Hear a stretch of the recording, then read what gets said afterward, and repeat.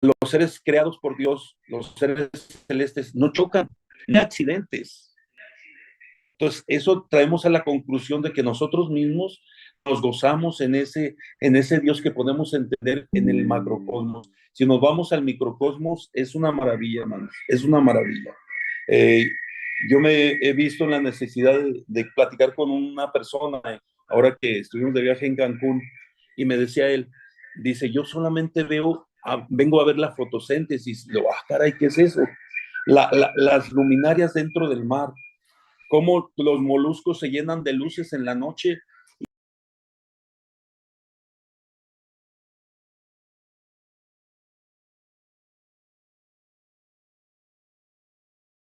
Pero dije, oh, maravilla de Dios, mira qué hermoso.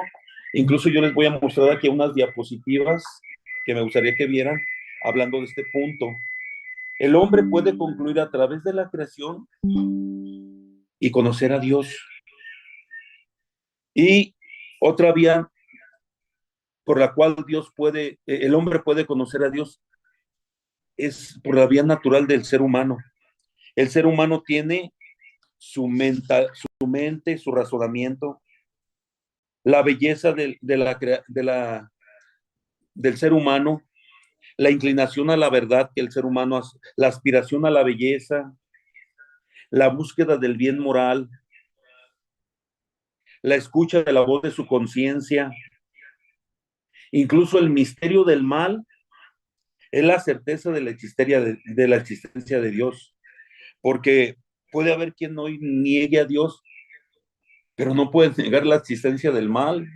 El mal está hoy a la puerta de cada uno de nosotros, nos está acechando todos los días y estamos viendo el mal. Y solamente por lógica podríamos decir, necesitamos entender que existe no solamente el bien, sino existe Dios, porque debe haber un justo equilibrio entre el bien y el mal. Incluso el sufrimiento que existe en el mundo es una certeza de que Dios existe. ¿Por qué? Porque Dios está presente aún a pesar del sufrimiento que existe en las personas. Mucho del sufrimiento es un anticipo de la existencia de Dios, o como dice la palabra de Dios, por un momento, por un momento de prueba vivido con paciencia, nos llega un eterno caudal de gloria. ¿Por qué? El sufrimiento es momentáneo, hermanos. ¿Por qué? Porque es un peldaño para llegar a Dios. En sí mismo, el sufrimiento no nos lleva a la plenitud. Es un medio para llegar a un fin. El fin es Dios. Los que están experimentando una enfermedad terminal, por ejemplo, se dan cuenta de que Dios es el que le da sentido a su existencia, a su vida. La insatisfacción en el ser humano es la certeza de Dios. Mire, cuando una persona busca un bien, llámese un vehículo, por ejemplo, un carro, obtiene lo que quería un carro y a la semana o 15 días se siente vacío. Otra vez necesita llenar ese hueco y así va buscando algo que le dé sentido a su vida, que le dé un valor a su existencia. Y lo único que va a encontrar es el bien que está sobre todos los bienes, que se llama Dios, el creador del universo. Y eso se entiende como sed del infinito. El sed del infinito incluso está en las canciones. Hay una que anda escuchándose, escuchándose estos días, yo ando escuchando mucho, y dice, ¿cómo quisiera poder vivir sin aire? No, pues yo también, y quisiera poder vivir hasta sin comida. ¿Saben por qué? ¿Qué está diciendo esa canción? Yo quiero trascender, no quiero depender de nada de lo que hay en este mundo. Quiero ser plenamente feliz en el infinito de Dios. Y así podemos ir enumerando cada una de las cosas. Incluso los grandes filósofos antiguos, uno de ellos, Platón y otro llamado Aristóteles, Platón decía, todo está en movimiento, pero hay un motor que no está en movimiento, que se llama motor inmóvil. Y ese motor inmóvil es Dios. Dios es el que mueve todas las cosas y hace que las cosas sucedan sin que a él lo mueva nadie, porque él es lo que le da movimiento a todas las cosas. Y lo decía también Aristóteles, hay una causa no causada. Esa causa no causada es la que ha causado todas las cosas. Y esa causa no causada, a él, que era un filósofo pagano, a esa causa no causada se le llama Dios.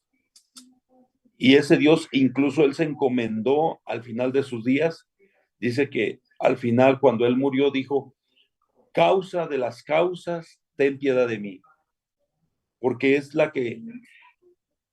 es la persona de Dios, pero no le llamaba a Dios, pues le llamaba como causa no causada.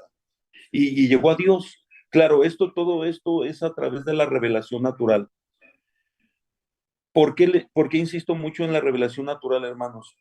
Porque el hombre hoy anda en búsqueda de Dios nuevamente, pero ya Dios ha puesto un camino diferente a la revelación natural, que se llama la revelación sobrenatural.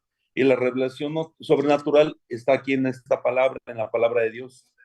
Esta es la revelación sobrenatural. Porque Dios quiso poner en este camino de una manera directa la revelación, porque la necesitamos. Esta es la conclusión que vamos a llegar con este tema. Porque haz de cuenta, miren, un ejemplo. Hay dos caminos para ir a Zapotlanejo, por ejemplo. Ustedes saben, Zapotlanejo estamos hablando, es un pueblito que está a 25 minutos de Tonalá. Si tú te vas por la libre, vas a encontrar topes, vas a encontrar baches, vas a encontrar semáforos, vas a encontrar curvas. Pero si tú vas por la autopista, claro que vas a ahorrar 10 o 15 minutos, porque es un camino recto, es un camino con luces, es un camino seguro, es un camino que no tiene ninguna curva, va recto. Entonces, ¿para qué darle vuelta a un destino si vas a llegar al mismo punto y lo quieras hacer de una manera más rápida, más segura? ¿Por qué? Por eso existe la revelación. En la revelación natural, el hombre busca a Dios. En la revelación sobrenatural, Dios busca al hombre. Y esa es la diferencia, que Dios anda buscando al hombre. Desde la creación, Dios busca al hombre, y por eso envió a su hijo Jesús, porque necesitamos de Dios. Sin embargo, Dios, que es el creador de todas las cosas, trasciende a las criaturas. El número 41 del Catecismo de la Iglesia Católica. Por analogía, concluimos que Dios trasciende por su grandeza y su hermosura a todas las cosas. Si decía Romanos 1:19, que es cierto que Dios nadie lo ha visto, pero lo podemos contemplar a través de sus obras, porque sus obras nos hablan de Él. Hay una partecita del poema de San Juan de la Cruz que dice, pasó mi amado con gemido, salí a buscarlo, pero mi amado era ido.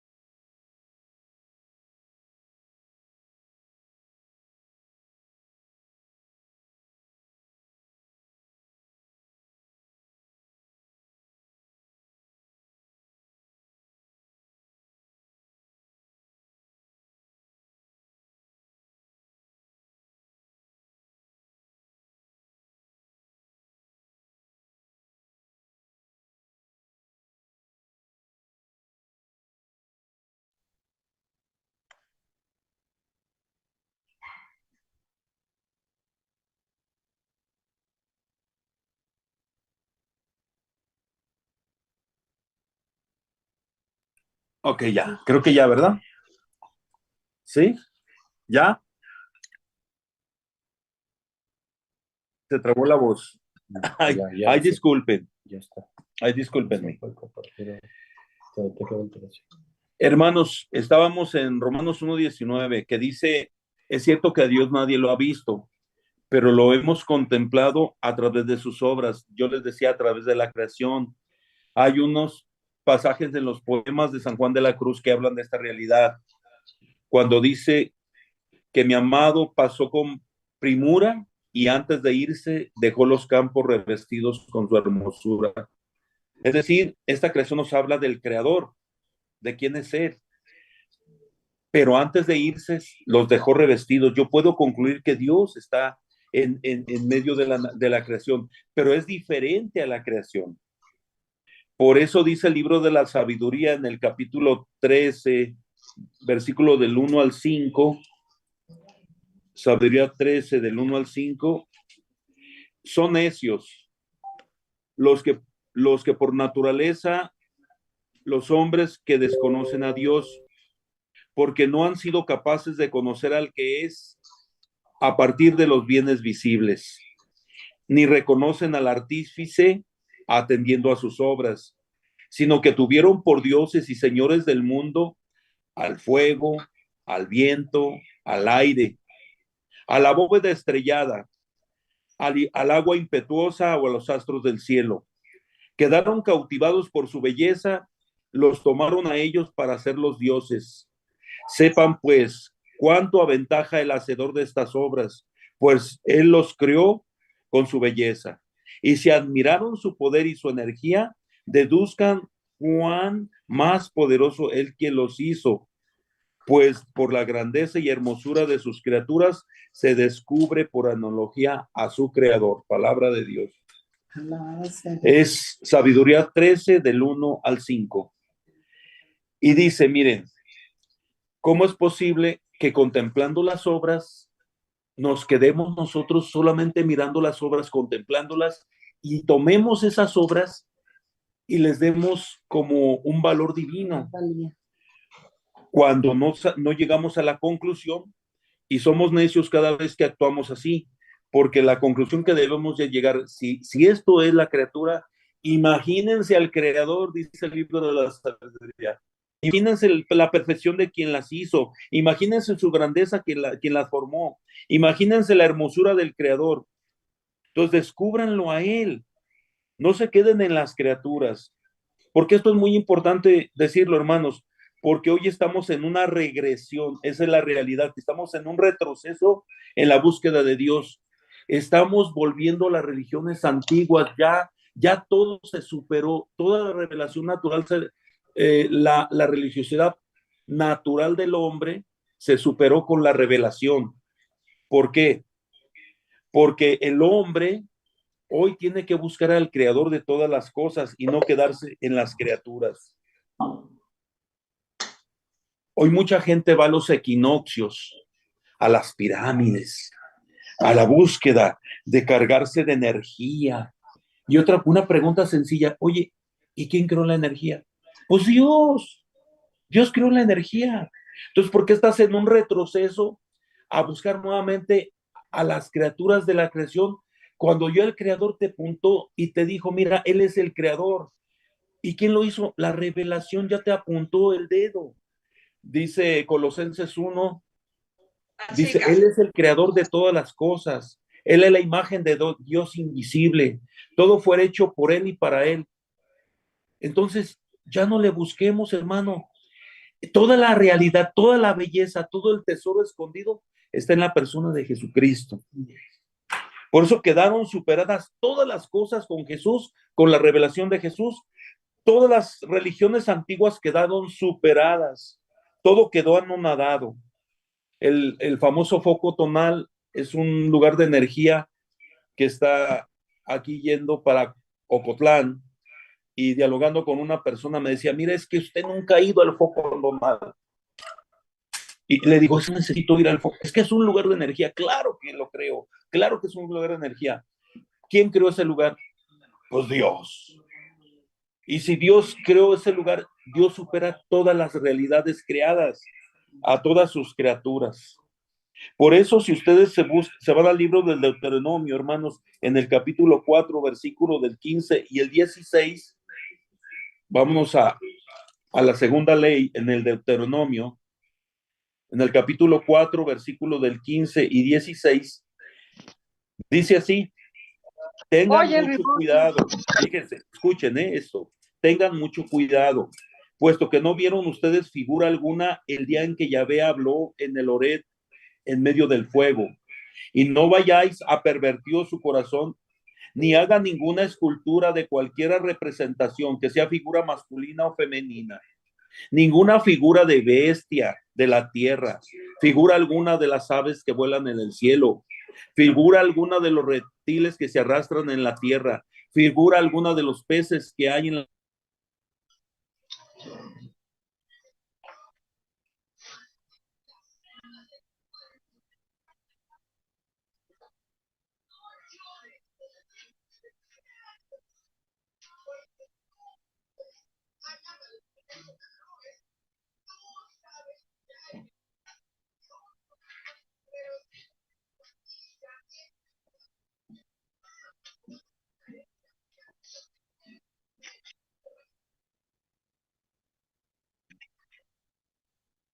Quítame tantito.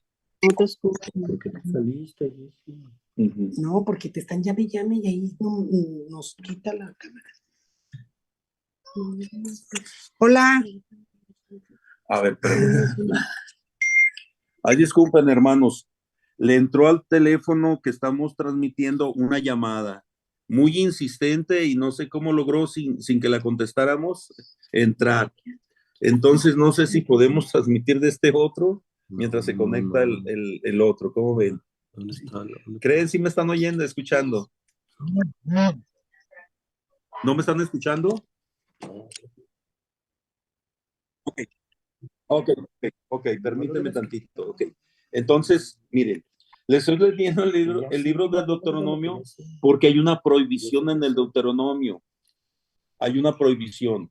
La prohibición es caer en el error, no solamente de la idolatría, hermanos, no solamente de la idolatría, sino de confundir al Creador con cualquier cosa de las cosas creadas. Incluso estaba prohibido que ellos concluyeran que Dios es una realidad, ya sea en el cielo, en la tierra o incluso de lo que está abajo en la tierra. Es algo muy diferente, trasciende todas las realidades. Entonces, por eso dice el Deuteronomio, no vayas a caer en esa tentación. O sea, ustedes no vieron ninguna figura. Dios se manifestó y no hubo ninguna figura para que ustedes no caigan, porque acuérdense que ellos vivían entre pueblos paganos y podían quedar impactados, anonadados por alguna figura y lo prohíbe el Deuteronomio. Entonces aquí es muy importante darnos cuenta que Dios lo que está haciendo es educando a su pueblo de cómo quiere Dios que su pueblo tenga fe en él. Y eso ya lo podemos entender hoy cuando Dios de una manera diferente quiso manifestarnos a su Hijo para que nosotros ya tuviéramos a la verdadera imagen de Dios. Se dice Colosenses, ¿verdad? Él es la imagen de Dios invisible, o sea, Él la presencia de Dios. Por lo tanto, todas las realidades creadas quedaron superadas. Aquí paso a otro punto, hermanos, para hablar de las características de la fe. Todavía estamos hablando antes de decir creo. Fíjense, dentro de nuestra cultura, nuestro ambiente, nos encontramos con dos posturas, vamos a llamarle así, dos posturas. Una es aquellos que creen que con la mente pueden penetrar todas las realidades existentes y pueden entenderlas. A estos se les llaman los gnósticos. Los gnósticos son aquellos que dicen que con el poder de su mente y de su entendimiento y de su razón pueden penetrar todas las realidades que existen. Y por lo tanto, ellos creen que la potencia de la mente es tan poderosa que ellos pueden descifrar incluso los misterios, incluso el de Dios, porque ellos pueden decir, ¿sabes qué? Si mi mente no alcanza a captar quién es Dios, entonces en conclusión Dios no existe. Para los gnósticos Dios no existe, porque no lo pueden conocer. Solamente lo que se puede conocer con la mente es lo que puede existir. El catecismo de la iglesia dice, ok, el razonamiento es muy valioso, la inteligencia es muy valiosa, pero no necesitamos darle el poder que le están dando los hombres a través del razonamiento. Entonces necesitamos nosotros no caer en esa tentación de hacer que la mente, que el razonamiento sea absoluto. Es lo que hacen los gnósticos. Por otro lado, están los agnósticos. No, desgraciadamente no pudimos presentarles la presentación, pero los agnósticos son aquellos que, bueno, la ac significa la negación, es lo contrario a los gnósticos. Los agnósticos, mientras los gnósticos dicen que todo lo puedes entender con tu mente, los agnósticos dicen que nada puedes entender con tu mente de lo que existe. Por lo tanto, todo es una incógnita.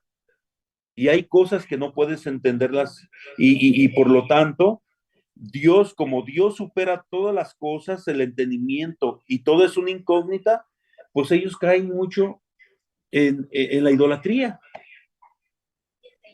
¿Y qué decimos nosotros los católicos? ¿Qué decimos? Los católicos decimos lo que dice el Papa en el documento del Catecismo de la Iglesia Católica. Hablando de este punto, dice el Catecismo de la Iglesia Católica que el razonamiento del hombre exactamente es un poder que existe en el hombre. Dice en el número 27, hablando de la razón más alta es la dignidad humana, que consiste en la vocación del hombre en entrar en comunión con Dios. El hombre es invitado al diálogo con Dios desde su nacimiento, pues existe creado por Dios por amor y es conservado siempre por amor y vive plenamente según la verdad si reconoce libremente a aquel que es amor y se entrega voluntariamente a su creador. La razón que tiene el hombre le puede ayudar a entender a Dios. Nosotros creemos que la razón es es lo que Dios ha puesto, una potencia en el hombre para poder ayudar a entender a Dios. Por eso nuestra fe, parte de nuestra fe puede ser razonada. Pero hay